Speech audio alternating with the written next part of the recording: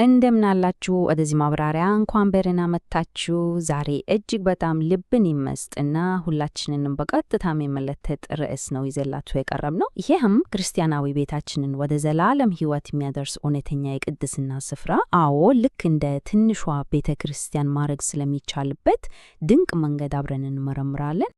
በዛሬው አጭር ቆይታችን እነዚህን 5 ዋና ዋና ነጥቦችን እንመለከታለን።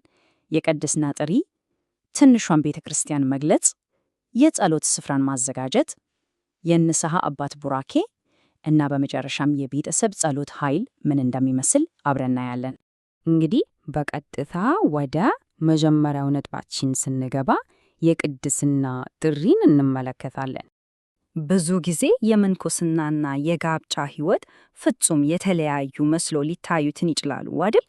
ነገር ግን በጣም የሚገርመው እውነት ይህ ነው። ሁለቱም አንድ አይነት የመጨረሻ ግብ ነው አላቸው። ምንም እንኳን ውጫዊ የሕይወት ዘይቤያቸው የተለያየ ቢሆንም የሁለቱም ዋነኛ መንፈሳዊ መዳረሻ አንድ ነው። እርሱም የእግዚአብሔርን መንግሥት መውረስ ነው። አዎ ጋብቻ ራሱ እኮ ታላቅ በዓት እና ወደ ቅድስና የምንጓዝበት መንገድ ነው።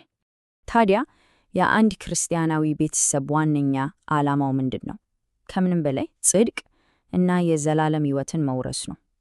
የማቴዎስ ወንጌል ላይ አስቀድማችሁ የእግዚአብሔርን መንግሥት ጽድቁንም ፈልጉ እንደሚለው በቤተሰብ ውስጥ ከማንኛውም ዓለማዊ ጉዳይ ከሀብትም ሆነ ከዝና ይልቅ ለእግዚአብሔር መንግሥት ቅድሚያውን ልንሰጥ ይገባ። ይህ የሁሉ ነገር መሰረት ነው። አሁን ደግሞ ወደ ሁለተኛው ነጥባችን እንለፍ። ትንሿ ቤተ ክርስቲያን ስንል በትክክል ምን ማለታችን ነው? እስኪ ይህንን የመጽሐፍ ቅዱስ ቃል ልብ ብለን እንመልከት። ሐዋርያው ጳውሎስ ለጵርስቅላና ለአቂላ ሰላምታ ሲልክ መኖሪያ ቤታቸውን ቤተ ክርስቲያን ብለው ነው የጠራው። አስቡት፣ ቤትን ቤተ ክርስቲያን ብሎ መጥራት። ይህ የሚያሳየን በእግዚአብሔር ፈቃድ የተመሰረተ ቤተሰብ ራሱ አንድ የጸሎት ማኅበር ወይም ትንሿ ቤተ ክርስቲያን መሆኑን ነው። ክርስቶስ ባለበት ስፍራ ሁሉ አእላፍ መላእክት አሉ። ስለዚህ ቤትም ቤተ ክርስቲያን ይሆናል ማለት ነው። ይህንን ይበልጥ ግልጽ ለማድረግ እዚህ ጋር ያለውን ሰንጠረዥ ብናይ ጥሩ ነው። ትንሿ ቤተ ክርስቲያን ከዋናው ቤተ ክርስቲያን ጋር ምን ያህል ጥብቅ ቁርኝት እንዳላት ልብ በሉ። ጸሎት፣ ወንጌል ማንበብ እና ቅዱሳት ስዕላት በሁለቱም ይገኛሉ። ዋናው እና ትልቁ ልዩነት ቅዱስ ቁርባን በዋናው ቤተ ክርስቲያን ብቻ የሚሰጥ መሆኑ ነው። ስለዚህ ቤታችን ከዋናው ቤተ ክርስቲያን ተነጥሎ የሚቆም ሳይሆን የዚያችው ቤተ ክርስቲያን ቅጥያ እና እምነት የምናሳድግበት ቅዱስ ስፍራ ነው ማለት ነው። ሦስተኛው እንደ እጅግ በጣም ተግባራዊ የሆነው ነጥባችን ደግሞ የጸሎት ስፍራን በቤታችን እንዴት ማዘጋጀት እንችላለን የሚለው ነው።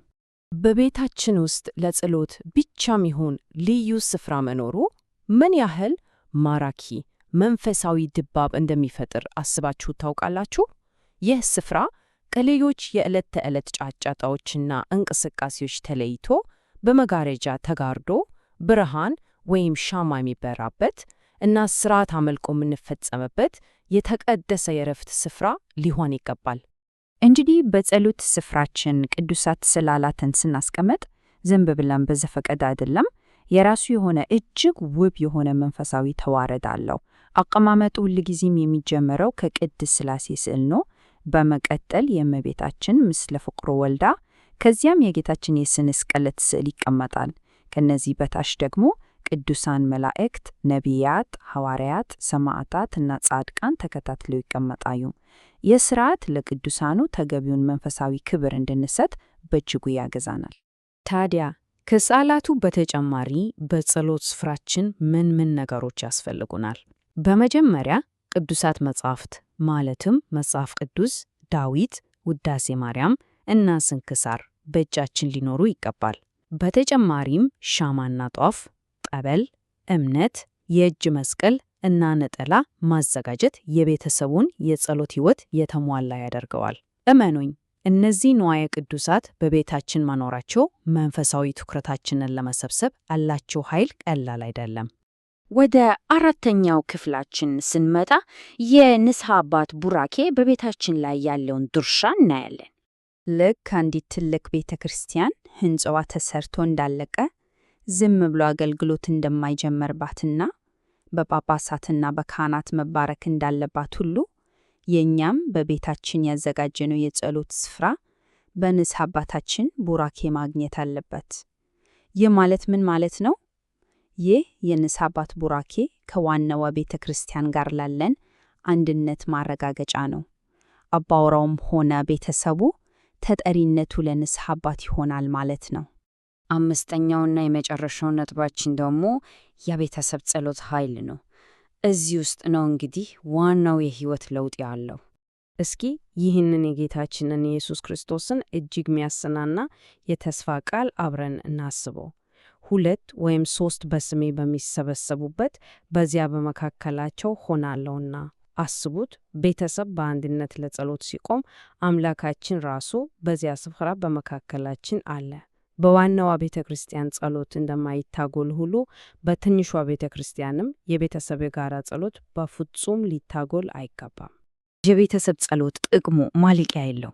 በመጀመሪያ ቤተሰብን ያዋህዳል። ቤትን ለመበጥበጥ የሚመጣን ማንኛውንም መንፈሳዊ ጥቃት ይመክታል።